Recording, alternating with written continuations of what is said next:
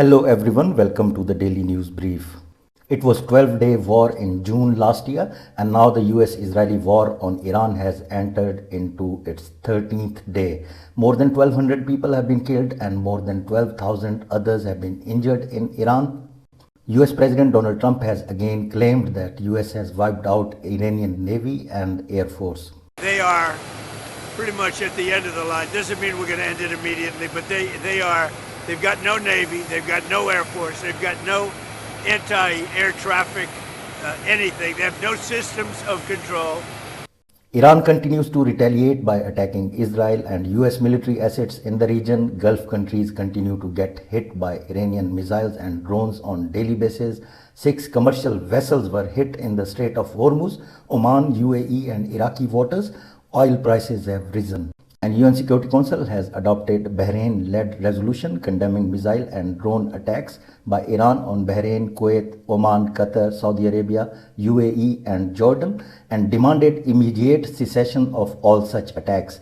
China and Russia abstained.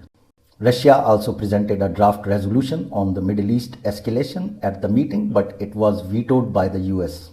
US President Donald Trump says that the International Energy Agency has agreed to coordinate the release of 400 million barrels of oil from various national petroleum reserves. I'm pleased to report that earlier today, the International Energy Agency agreed to coordinate the release of a record 400 million barrels of oil from various national petroleum reserves around the world, which will substantially reduce the oil prices as we end this threat to America and this threat to the world. We don't want to leave early, do we?